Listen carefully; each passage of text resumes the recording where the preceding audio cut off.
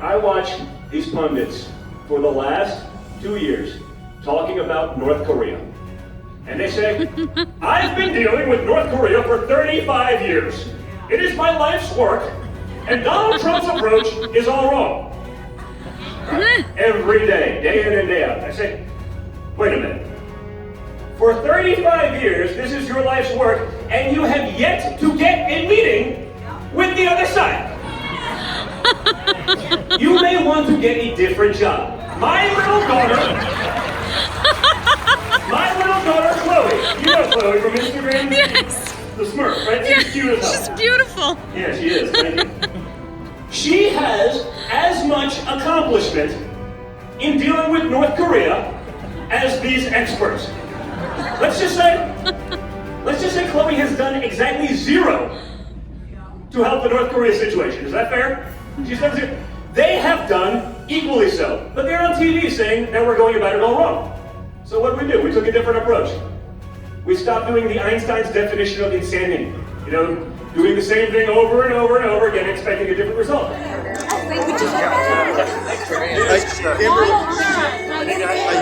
Kimberly. Get in there. There you go. I got it. I got it. Whose pen is this? Oh, it's mine. They're telling us we had to go.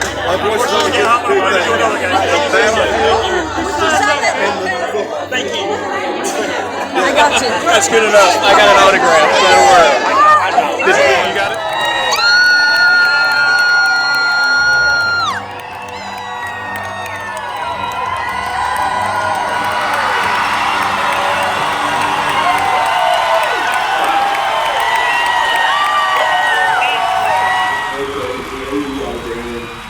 Me being the sort of Fifth Avenue redneck, I'm here a lot, hunting and fishing. That's all I do. So I was seated at the Texas table. And there was a lot of my friends and a lot of Ted's friends, and we were seated at the same table. So first few seconds were a little bit awkward, but both of us were having good conversation as we should. And at the end of that meal, all the guys were like, hey, Don, let's go back to the Trump Hotel on Pennsylvania Avenue. Hang out in the lobby. Some of them will have a couple drinks. Now, I know that in this week in particular, you're not allowed to have a beer if you are a conservative. Now, if you're a liberal, you can do cocaine and you can be the president. But that's okay. It's okay. We'll hold ourselves to a higher standard. It's fine. You like that one, didn't you? Yeah, I saw that. Right. So at the end of this dinner, we're going back to the Trump Hotel. So I say to Ted, hey, you're more than welcome. Would you want to come back to us?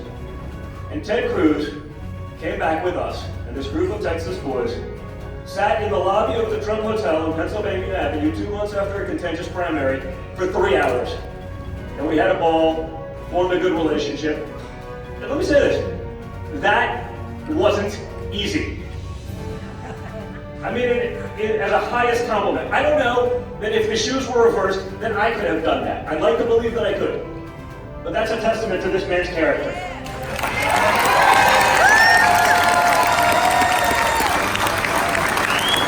From that moment on, no, listen, we have to talk about it. I mean, that's the elephant in the room that the media will run with from moment one. So that is the reality, and that's what happened. And from that moment on, this man has fought for you. He's fought for Texas, and he's fought for his constituents. You don't see a lot of that these days, because I see his opponent, and I see where his money's pouring in from, and I don't think it represents Texas. Certainly not the Texas where I know. Right. But I see that, and that was character. That was Texan character. He did it. He did what was right. He's fought alongside of my father ever since on every major vote, for every policy given.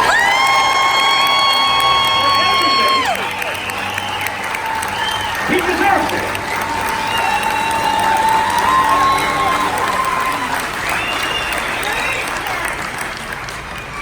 He put aside any of those differences, and he did what's right for you, because that's his job, and he's doing it. That's a big deal. You don't see much of that in DC these days. So that's why I'm here. Right? Because if there's one thing that Donald Trump lied to you about, don't get scared, man. It's not okay. I promise. He said you'd be sick of winning. Are you guys sick of winning yet? You sure? Alright. Because my father said, he said, you'll be so sick of winning, you're going to come to me and you're going to say, Donald, please, please let the other side have a win. Please let these people who've been taking advantage of us for decades, let them have a couple more years. Now, we're not really participation medal type of people, are we? Yeah. We're going to run up the score. We're going to keep doing it because it's about time. So where are we? Where are we? We're winning. But think about it. I do this all the time, and there's protesters, and they can't figure this one out because I said, the other side, what's their platform? Resistance, outrage. It's a lot of outrage. Now, what they're outraged about, I don't know. Because there is literally not a single economic metric where we are not better off today than we were 2 years ago. If you can name one, please speak up now. It doesn't exist. The economy is so good that Barack Obama is claiming it as his own now.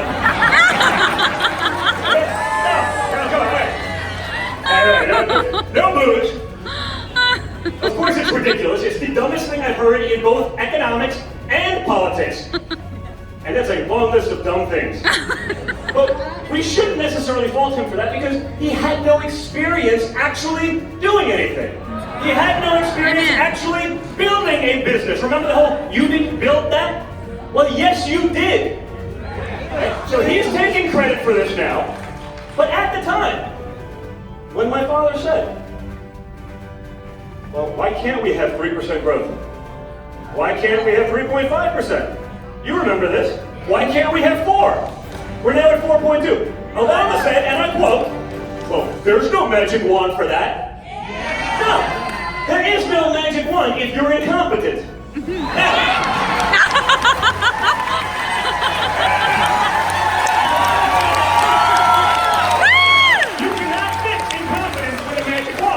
Now, you put someone who's actually built a business. You put someone who's actually signed the front of a paycheck, not just the back. Amen. Amen. You put someone in there who's had people such as yourselves, their livelihoods, their family's well-being, dependent on his success every day for decades, like my father has, with his tens of thousands of employees. It shouldn't be shocked that we're at unprecedented levels there. Again, the other side wants to reverse all of that. They would like to reverse all-time low African American unemployment. Ma'am, how do you feel about that? Would you like to reverse that, or do you think it's a pretty good statistic? I think we need to get on to it. Would you like to reverse all-time low Hispanic unemployment? Yeah. Kimberly, Kimberly, get up here.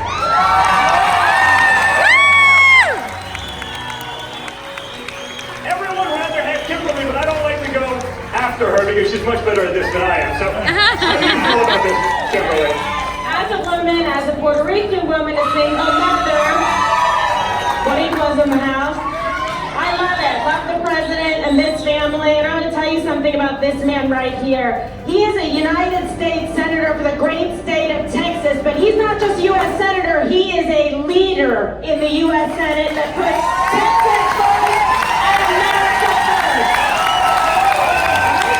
He is one of the brightest and hard-working people that we are so lucky to have in this country. He is a patriot and a scholar, and he's a fighter. He's a class act. When other people weren't joining on and supporting this family and supporting the president, he's one of the first to do it, because that's the kind of man he is, and that's what Texas deserves. You know what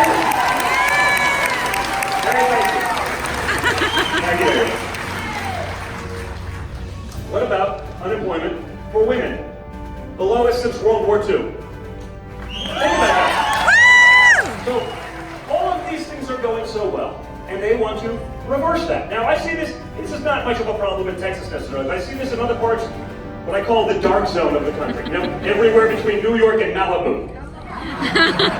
Now, I'm pretty comfortable there because the hunting, the fishing stuff, competitive shooting brings me there, so I know people from these places, and they're like, this is so great what's going on. You know, it's amazing to see it. It's amazing to see the winning. And it's amazing to see the president actually paying attention to those people, because what we see every election cycle, people go back, they go to those places, they ask for their vote, and then they never leave D.C. They never go back to other places. Texas has less of that problem because you got a lot going on here. But this is an important time. This is a time where we can make a huge difference in our country. And it's not just the economy. Okay? Think about the other wins. What about moving the embassy in Israel to Jerusalem?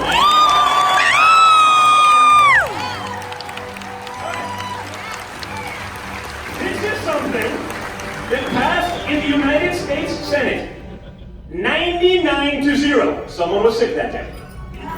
Nothing! Ted, can you name something that's passed 99-0 in the United States? You know much more about this stuff than I do. I'm just up here reacting.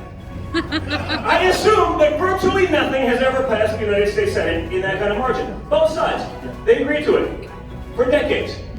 Clinton said he'd do it, Obama said he'd do it, Bush said he'd do it. No one did anything. Why? Amen. Because they don't have guts. Now, there's a better word for it, but I think there's a couple children in here, so I won't use it. Right? Because they didn't have guts. They didn't. What were we hearing? The media told us, it's going to be World War III. It's going to be a disaster. Millions of people are going to die. What happened? 3 people protested for 4.2 seconds and 1 rock was thrown. All it took was a little bit of conviction. All it took was a little bit of resolve. What about Syria? I remember a few years ago, we had a president that drew a red line.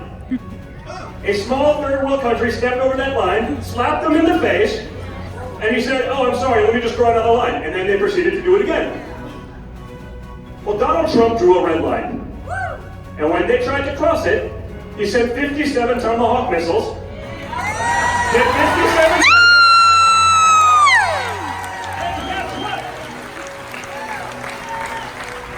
Guess what?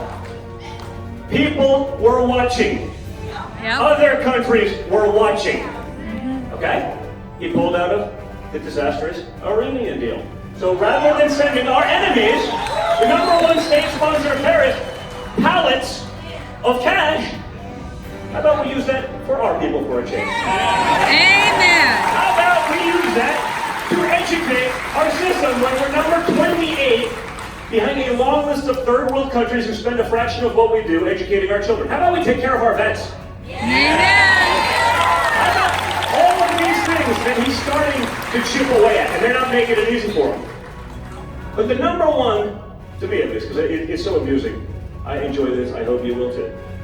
But I watch these pundits for the last 2 years talking about North Korea. And they say, I've been dealing with North Korea for 35 years. It is my life's work, and Donald Trump's approach is all wrong.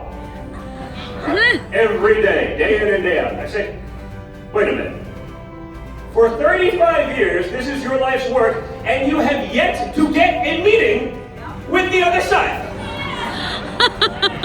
You may want to get a different job. My little daughter Chloe, you know Chloe from Instagram? Yes. The Smurf, right? Yeah, She's cute as hell. she's beautiful. Yeah, she is. Thank you. She has as much accomplishment in dealing with North Korea as these experts.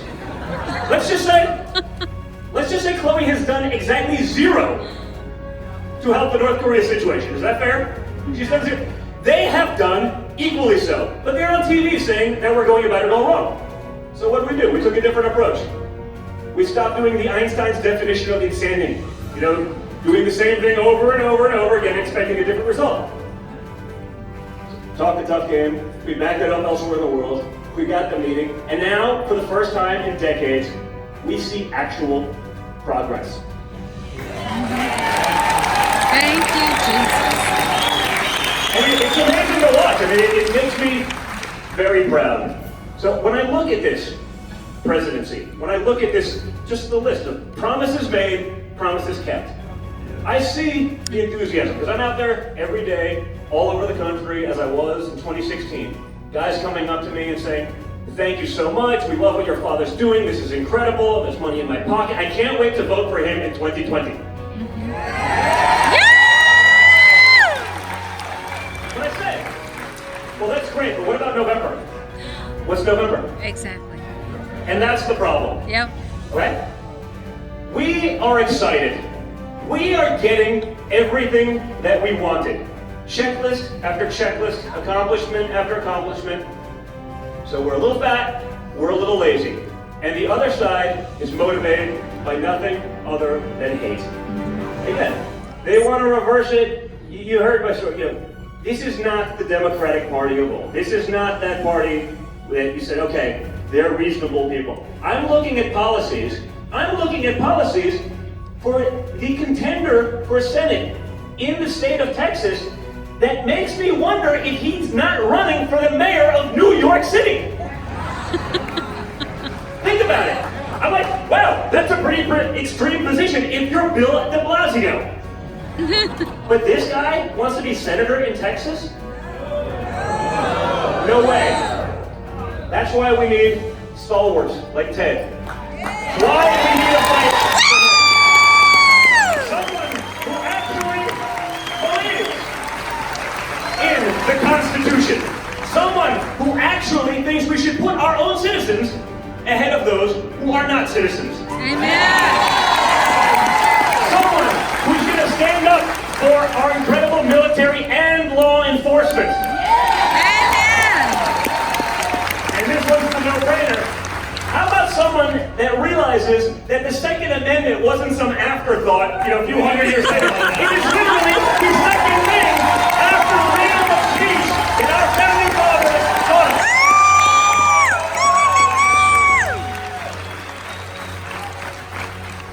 So what I'm asking you all to do is take that enthusiasm that I see right here, right now, okay? Call all your friends. Make sure they know what's at stake, because there's a lot of people out there. I see the numbers. They say, you know what? The same fake news media that said Trump could never win is telling me he's going to lose the midterms. I'm not worried about it, because who could possibly vote against this kind of winning? Who can vote against these accomplishments? Guess what? They can. Hate is a powerful motivator. It's all they got, because the rest of the policy is stupid as hell. But they got a lot of the hate. I need you guys to come out in droves. I need you to call your friends. I need you to volunteer. I need you to motivate. I don't care if that friend's in Texas, frankly, all over the country at this point. If we turn out, we win. But if we sit at home because we're happy and lazy, you think you saw dysfunction over the last 2 weeks in D.C.? You ain't seen nothing yet.